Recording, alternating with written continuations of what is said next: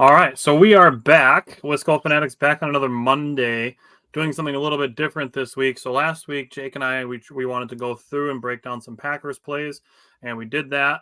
And now we are back, and we're talking about some Badgers plays. So we decided instead of breaking this up into a bunch of separate videos, we would just do it as a live show, and we'll just do them all at once. So we have technically 9 plays, but eight videos to talk about through from these plays from Friday night. And then, with there being no Badger game this weekend, we figured having some plays to talk about heading into the bye week would be a good thing. So, Jake, first of all, how you doing on Monday? We got 2 football victories this weekend, which was sweet. Yeah, we got some exciting wins. Brewers clinched playoffs, so they also kept the Marlins alive. So maybe we can still kick the Cubs out of the playoffs. It was a good weekend for the state of Wisconsin. For sure, 100%. So Jake does not know what these plays are. No. I think Jake could probably guess what a handful of them are, but Jake doesn't know what all of them are. So I do. But the first one we're going to talk about is Tanner Mordecai's first touchdown. Inside receivers, doesn't matter if they're tight ends. He's that big. Allen is checked back in. There he goes. Oh, it's a play fake, and look at that. Touchdown, Tanner Mordecai. Fuck the Red Seas, dude.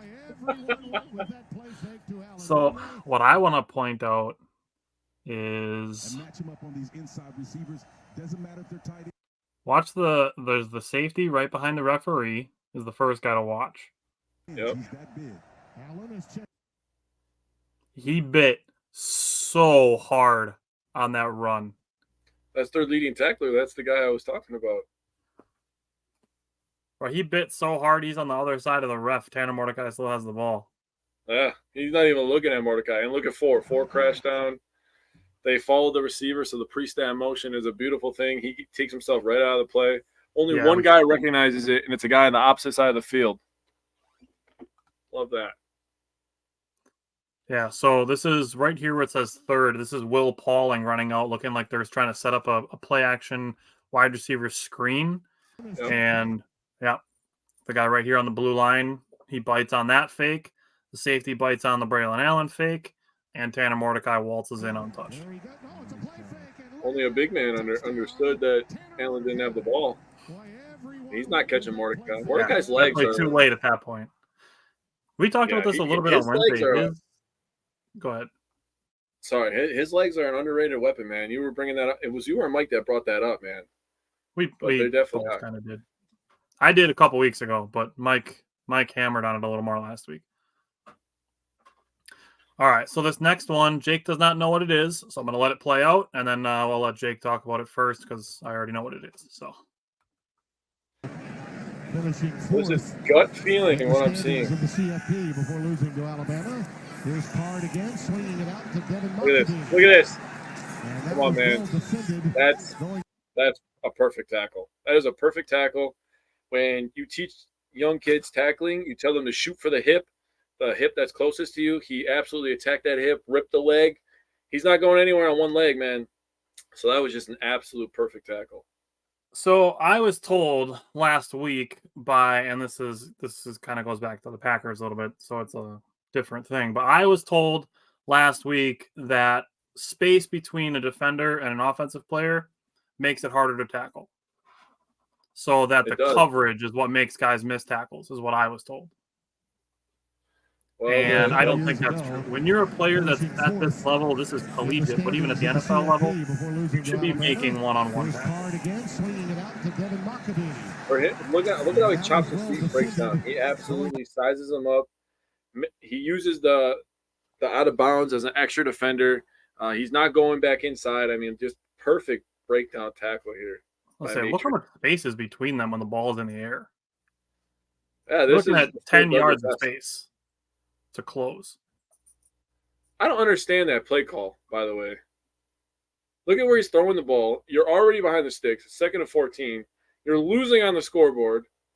I don't understand that play call. You're depending on him to break a tackle, which there was another Badger behind him that would have also made the tackle. Yeah, look at another guy right there. That's good rallying to the ball. Yeah, so I mean, I don't like those play calls. I hate them. I mean, Purdue's offense, so true. All right. So this next one, not really a surprise that this one's on the list of They plays. need to hold Wisconsin to 3. Man coverage. Somebody's going to win here. Yeah, this one. Mordecai, all kinds of time. All Now freaking he day, takes first off. of all. He's so good. Little Rogers-esque pump fake, and then the Touchdown. dive for the pylon. Oh, that was veteran. That Wait, was a he veteran. knew it. He knew it too. Yeah, look at the walk. Look at the swag. That was filthy. So But he had the thing that I all want to call out the They most need to on this hold play, Wisconsin to 3. it's easily the offensive line. Yeah, look at. Like I get that They're they're only only rushing rushing 3, but I mean Tanner Mordecai, you can see the perfect U shape of the pocket. Yeah. I mean, for it to be just 1, 2, 3, 4, 5. He maybe could have made this check down to Malusi. I mean, I'm sure that's not his first read, but and I'm not sure where the nearest defender is off the screen here, but Exactly to your point, they're rushing 3, so there's 8 people in coverage. right. By the time that ball gets there, Malusi's going to have to run somebody over and make somebody miss. So Right. I'm I wonder absolutely if we can okay with see. this. Oh, he's pretty open, but that's a Well, fucking that's because hard they're throw chasing if the ball Mordecai is going now. to try to turn his body around and then throw across his body. Well, and you also got to think that they're chasing the ball now. So if the ball is over there, they're going to be going towards the ball. So Right. Yeah, I think it's a good decision. this is just as I guess what I want to say with this is just that not every time you see somebody open is it an easy completion. Yeah. Because like I said, for him to have to try to turn his body around 180 degrees and then throw across his body, like by the time he turns around, there's going to be defenders closing on Who's Malusi. falling for that pump fake? Look at that pump fake. Who's falling for that? Come on, man. I mean, it bought him a step. That was all he needed to get around the edge. It allowed him to get around the corner. That's the guy that crashed down on the last touchdown that allowed him to run into the end zone. Same guy. That guy had a bad day. Ooh. Ooh, yeah. I mean, did really anybody on Purdue have a good day? The quarterback was all right, in my opinion. All right. So this next one, you're gonna love this one. I know you are already. Bounce back nicely from an injury from a year ago. He's an outstanding player. Mike Trussell will move him around in that secondary. Here comes a blitz off the edge. And a nice ad-lib job to get the ball Look away at to Tyrone Tracy and save a Exactly bit like I loss, said but before, go man. You home. got to attack that close hip, take the legs out, and that's exactly what he did. He just chopped that man down like a tree. That was a perfect tackle. We've seen Darnell Savage and Rasul Douglas doing that every Sunday, basically. So I put this play in here as kind of an example because I know I've been super critical of tackling, and I talk a lot about wrapping up on tackles. But this play is an example of when making a shoulder tackle is actually effective. You have a receiver, when he catches the ball, like he's about to get hit, but as Ricardo Hallman hits him, he's standing straight up and down. Look at that play recognition, though.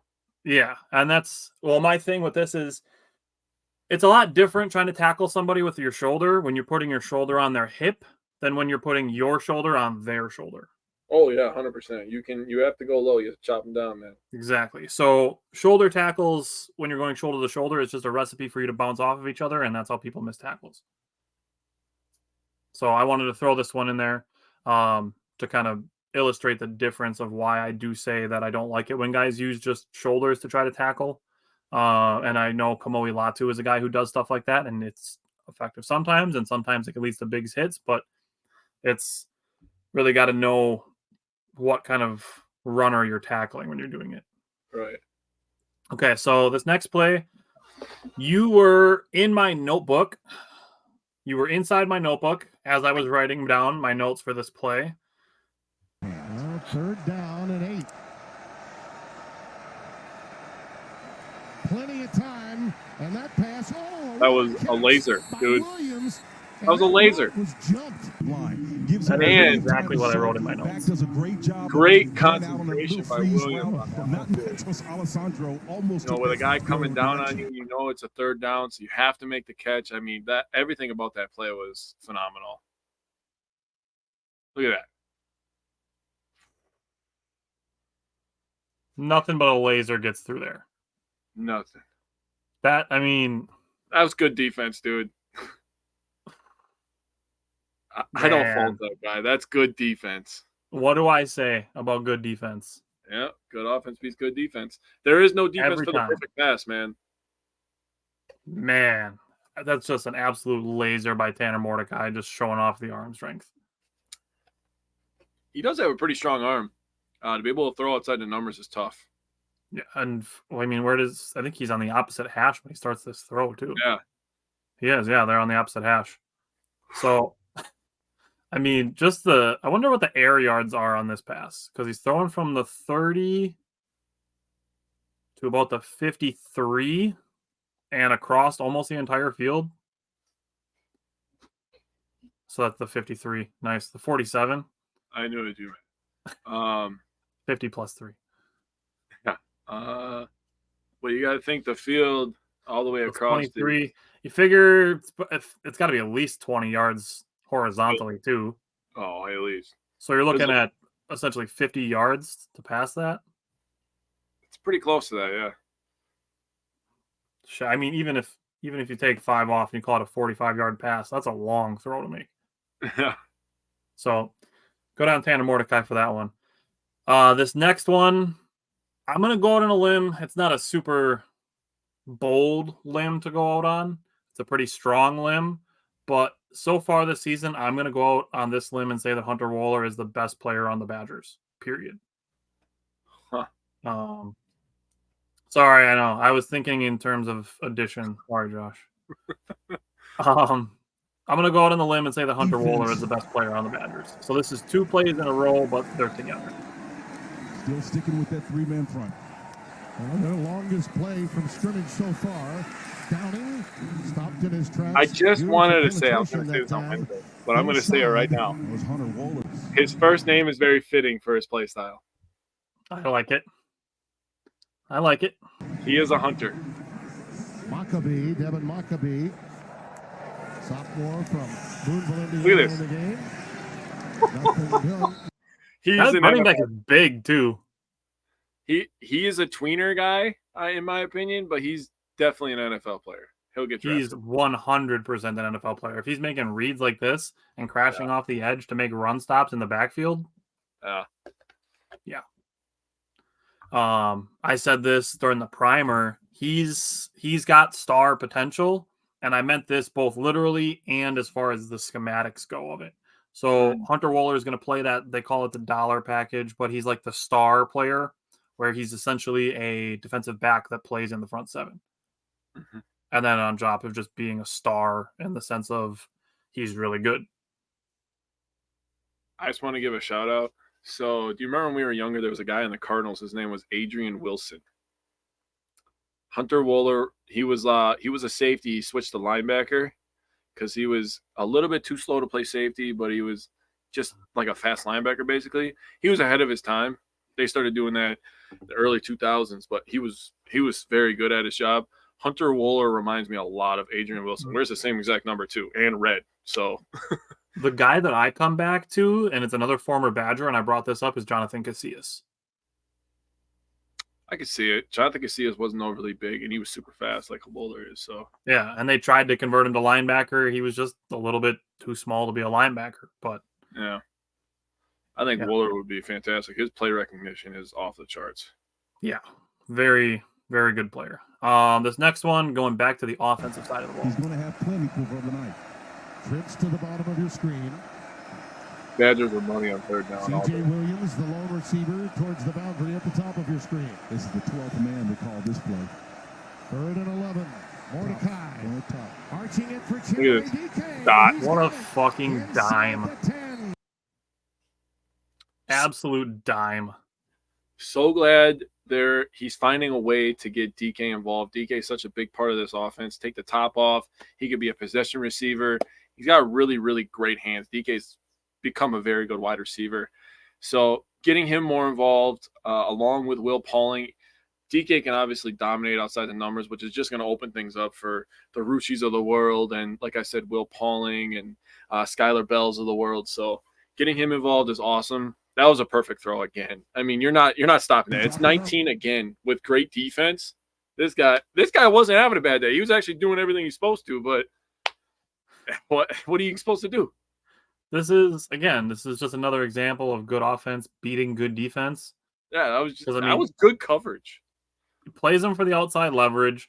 The only way this throw is complete is for it to be towards the sideline, for DK to catch it over his shoulder as he's going towards the sideline and the end zone. Yeah, just outside shoulder. You got to throw that little back shoulder kind of. I mean, it just You can't hand it to him better than that with two people there. Yeah, no, that's a perfect throw. The timing of that too, I didn't even think about that. The safety over the top, the timing of the throw. Oh. Yeah. Man, they call this play. Watch it one more. Here we go. 3rd and 11. Mordecai. Arching it for Chimere DK. He's got it. Beautiful. Inside the 10. When you think about the situation of this as well, Purdue just went down, got a rushing touchdown. I mean, I'm going to go over some stuff on Wednesday, but they just got a little bit of momentum with this, and they got us into a 3rd and 11 on this play. So, I mean, I know it's still a 2-score game, but still tons of time left. As we noticed in the Packer game yesterday, you don't need much time when you get momentum. So, them being at home, getting a touchdown, that was a clutch throw. Yeah. And it's one of those things where, like, obviously you need 11 yards for the first down, but this is a thing where a lot of times teams will tell you, like, I don't care what the down and distance is. If you have a one-on-one, target it. Yep. And you know what? I'm gonna foreshadow a little bit for a couple weeks ahead right now.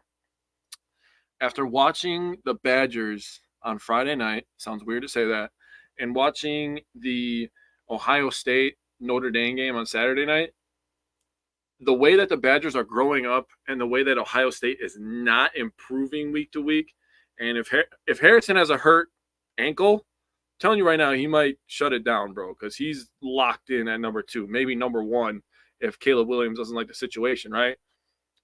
He's in for a lot of money. If he shuts it down, I am absolutely not scared of Ohio State. I'm being dead serious saying that too. Yeah, I know a lot of Badger fans are going to be like, well, look at the ranking. I don't give a shit about that.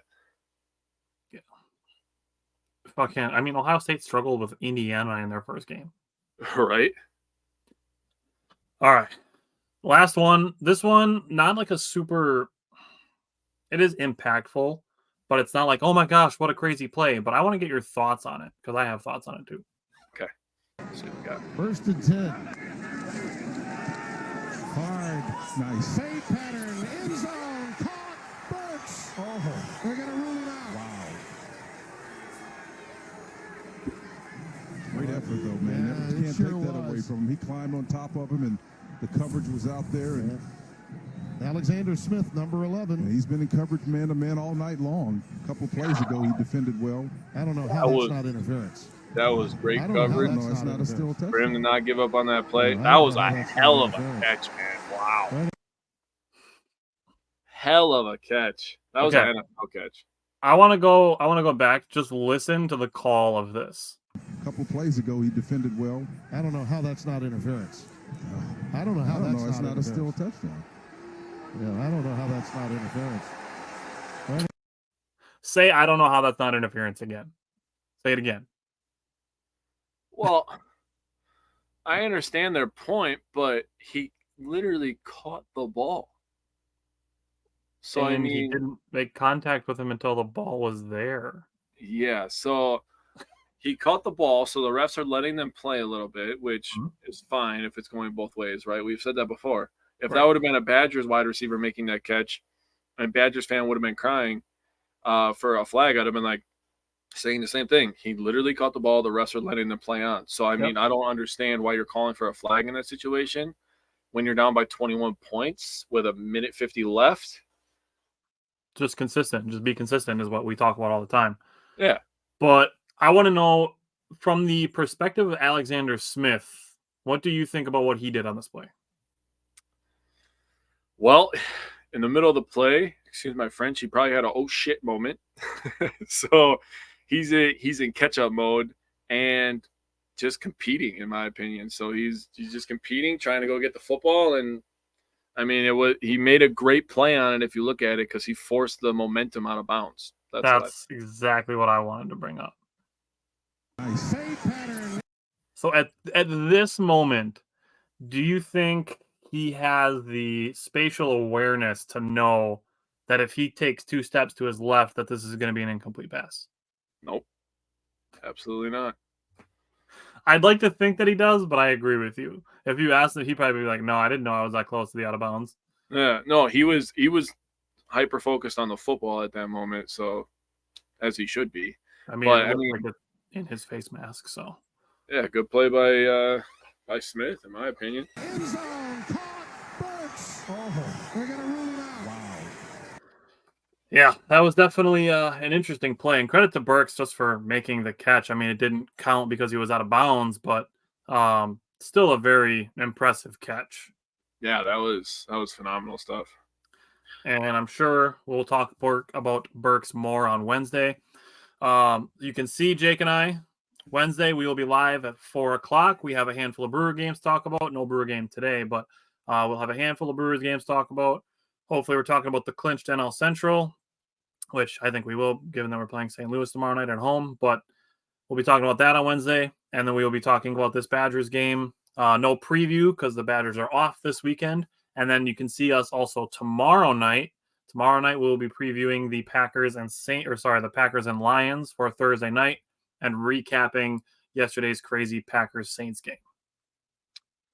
Got a lot of crazy stuff to talk about, and then we'll still be live on Friday. We'll still be recapping the Lions game on Friday night. Obviously, we won't have a preview because we won't have a game for a little bit, but that'll be the next Friday. We will have a preview of the Raiders game on Monday night. So, going to be a busy week. This week's going to fly by, but you're going to see a lot of us. So, we're at a point we might have to figure out how to do a short show on Thursday so that we can say we did Sunday, Monday, Tuesday, Wednesday, Thursday, Friday. bro, I mean, let's just break down Packer plays on Thursday. Screw it. I'm in. Alrighty. Again, this is kind of just a play it by ear thing. Jake and I just want to do some extra stuff on some Mondays, in between getting done with work and having to pick up our kids from school. So if you have any ideas, things you'd like to see Jake and I talk about, let us know. We always look for that interaction to know what people want to see us talk about. And if you like our play breakdowns, want to see more, things like that, we're going to try to do them for Brewers if there's things to break down, and definitely want to do it when Buck season starts up. So Jake and I will be excited to do that now that we're kind of getting our feet wet in this play breakdown type stuff. So hopefully more to come, and hopefully we can continue increasing the quality of it. But other than that, we will be back tomorrow night with Bryant. No Simon, but he'll be there in spirit, and that's why we got to have that little bit of time with him yesterday after the game. So, alrighty. Other than that, I will see you tomorrow night. Yes, Tim, it is a great time of the year. Take care, boys.